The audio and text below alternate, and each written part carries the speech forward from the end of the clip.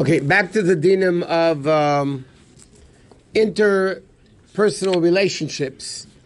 Okay, so the last thing we learned is the mitzvah of Avos Yisrael.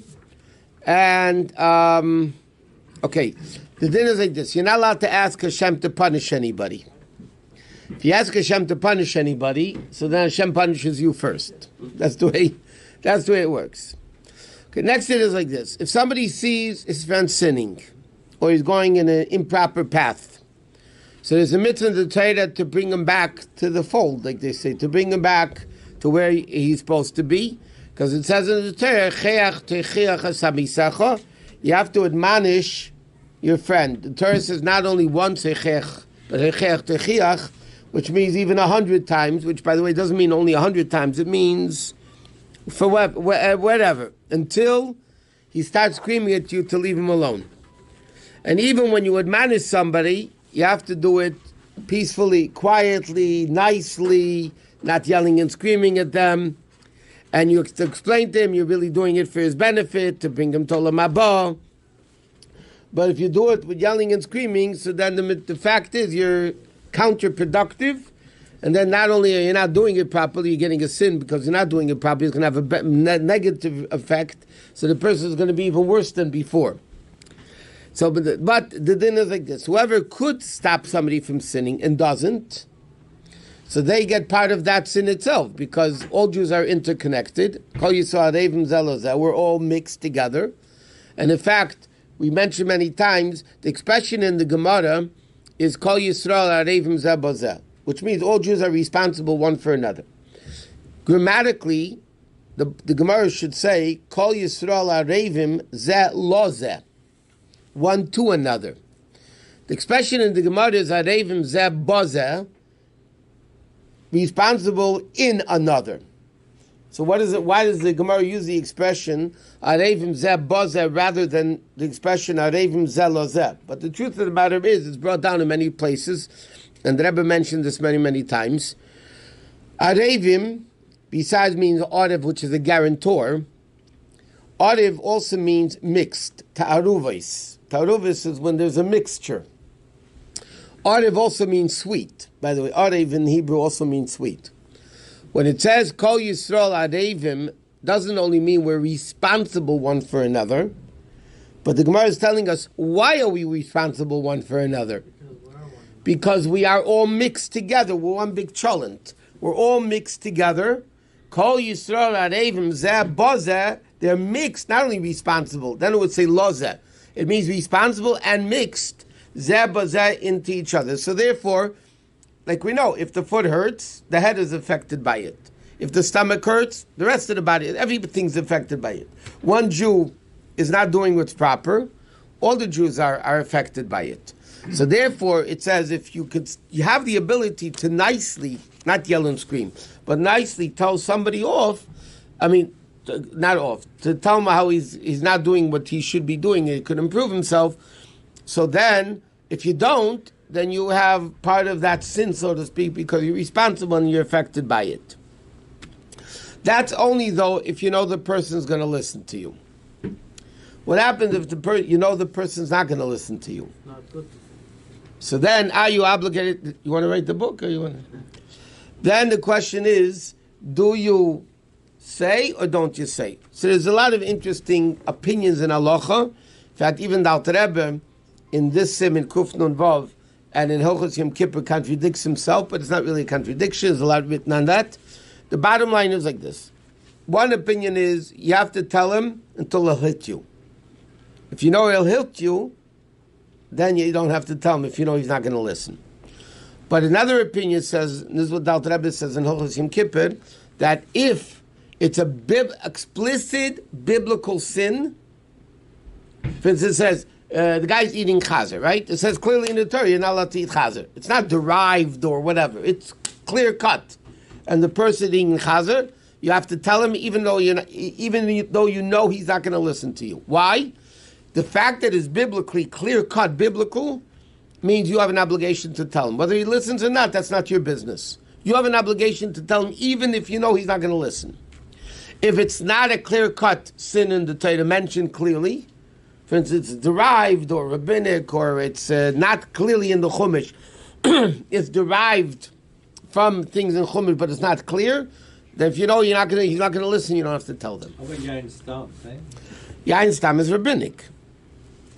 Yain Nesach is biblical. Yain Stam is rabbinic. What is Yain Stam? There's wine that was poured for idol worshipping. That's called Yain Nesach. Nesach means poured. That is Aveda Zod. It's idol worshipping. So that's biblically forbidden to drink, benefit, or have anything to do with it. Yain Stam is what the rabbis came along and they said they don't want, because wine mingles people together. Gadol legima, the Gemara says, Shima kareves. Drinking wine brings people closer together. The Chachamim didn't want Jews mingling too much with the other nations. So they said, you're not allowed to drink wine that was either touched by a guy or made by a guy, even though it's not for idol worshipping, it's a guy, whatever, he's making wine. So that's called Yayin Stam. Yayin Stam is forbidden to eat, according to many opinions. It's for, to drink, and also many opinions hold it's forbidden to benefit from. It's called Yayin Stam. But again, that's only if it's not cooked. If it's cooked wine, mevushal, then it's not a problem, like we know. And this that you said about seeing, according to Kabbalah, if a guy sees an open bottle of wine that's not cooked, so we don't make kiddush or avdallah over it, but you could drink it. If a guy touches not a sealed bottle, if a guy touches an open bottle of wine, so then the din is you're not allowed to drink it. No, mevushal. If it's not mevushal, right? You mean if the cork inside but has been opened before, still? Yeah, as long as, but if it's double sealed, like when you buy a new bottle of wine, let's say even with a cork, yeah, the cork's inside is one seal, and then there's a seal around the bottle, right? Or if there's no cork, just the cap, right? So there's a cap, and that's one seal, and then the seal around it, the plastic or whatever there. So then that's called double sealed. That a guy could even touch; it's not a problem. Once the double seal is removed, right? There's only a bottle cap or a cork in the bottle. If a guy touches an open bottle of wine that's not mevushal, that's not cooked, so then you're not allowed to drink it. But if a guy just doesn't touch it, if he sees it, it's on the table there, and the guy doesn't touch it, he just sees it, so then api Kabbalah, according to Kabbalah, you don't make kiddush or avdallah over it. What's so funny? What? If they look at it, it's a problem. That's what we're only according to Kabbalah, not halachically. But it's only a problem to make kiddush or avdallah. It's not a problem to drink. You can drink it. So if we have it made at home on Shabbat, and we want to... Make sure to have mevushal wine. Not mevushal. No. If we have it made, which is goy, and it's at home... So then you have mevushal. If you have mevushal, they can touch it. It's not a problem. No, but she wouldn't touch it, but she sees it. Then we say bracha. Okay, so you have her out of the room and you make kiddush. Halachically, it's not a problem. But is mevushal is okay? Yeah, mevushal, but I'm saying not mevushal. If it's not mevushal, then for kiddush, you ask him to leave the room. Or you cover it. What if she touched it when the bottle is closed? Sealed? Yeah. A new bottle? What if No she's problem. really Jewish and she doesn't know she's I know you give all things. What happens if somebody's a goy and they think they're Jewish? I tell them. Okay, you tell me. Even if it's poured in the cup. It's okay. What? Even if it's poured in the cup. If they look, no, if it's in the cup and they're looking this way, that's not a problem. But if they're looking this way down in the wine, then they see the wine. But it's same with the bottle. I mean, how are they going to... No, they see the bottle. The bottle is open. I mean, it's clear. Rabbi. That's why a lot of people put the wine in a... Just drink whiskey. I know if you ever saw by the Rebbe's Just Fabrengens, drink vodka. Forget the always the wine was in a bag. Mamish, a paper bag. The Rebbe was very careful, but nobody saw it. What? And nowadays, are we allowed to have beer and whiskey with goyim as well? We're not worried about mixing with them? It's only about wine. The Chacham made Gzeira because wine is a prominent drink. Should the people just sit down and have beer with goyim? No, it's not a good idea. So not to have anything with goyim. No, I'm saying, but especially you have you get a palsy-walsy with a goyim is not a good The thing. guy follows the 7 white laws. That's a wonderful guy. He'll go to Olam Haba with all the Jews being the other place. To go to the Gima with 752 on wine? Yeah, the Gim is drinking of wine. Okay, next. You're not allowed to embarrass somebody. Whether it's speech, action, or definitely not berabim.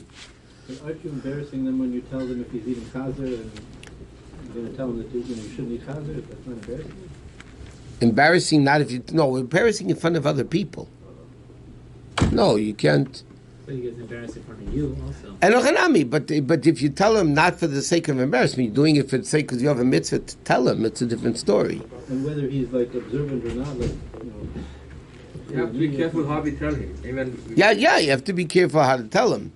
But there's exceptions to the rule. For instance, there's a din that a Rebbe with students, and they're doing something wrong, you can embarrass them first privately, and if they don't listen, then you could do it publicly.